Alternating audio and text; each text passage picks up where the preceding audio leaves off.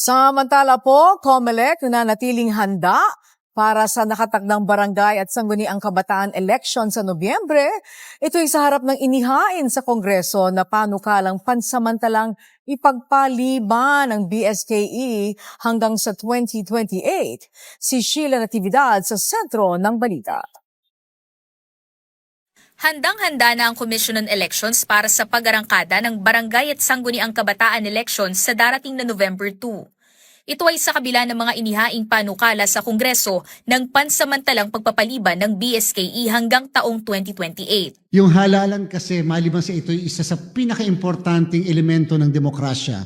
Dito po makikita nyo yung regularidad ng isang halalan. Napaka-importante kung bakit siya periodic and regular dahil yan yung paraan natin upang matimbang natin yung ating mga namumuno. Lalo pat sila'y mag-aambisyon muli na tumakbo, titingnan natin sila ba'y nag-perform ng tama, maayos, kinakailangan ba natin silang bigyan pa ng isa pang mandato o dapat tapusin na yung mandatong yan. Mula sa 4 na taong termino, inihain din kamakailan sa Senado ang pagpapalawig nito ng hanggang 5 taon. Sabi sa panukala, mas makapagbibigay din kasi ito ng sapat na panahon para sa mga lider ng barangay na makapagpatupad ng mga programa sa komunidad.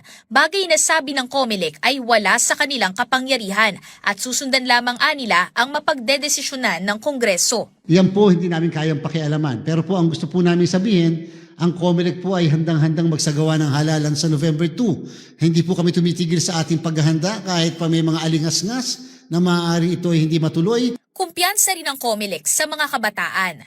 Noong midterm elections taong 2025, mula sa 80% ng nai-transmit na boto, 45% o higit kalahati ng mga botante ay mula sa mga kabataan. Partikular yung mga bumoboto sa halalan ng SK edad 18 hanggang 30.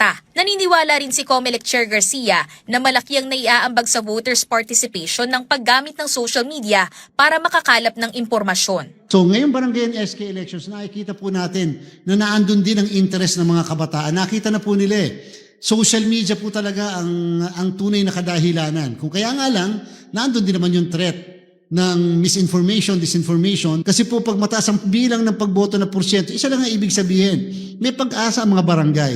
May gusto nilang sila rin ang magdidikta kung sino ang leader ng mga barangay natin.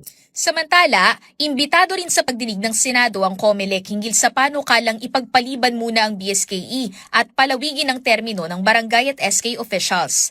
Pero paninindigan ng komisyon, hanggat walang opisyal na anunsyong ipagpaliban nito ay hindi dapat maniwala ang taong bayan sa mga kumakalat na maling impormasyon. Nananatili rin anila silang handa at kasalukuyan ding nagpapatupad ng mga voters' education and information drives sa mga lokalidad. Sheila Natividad, para sa Bayan.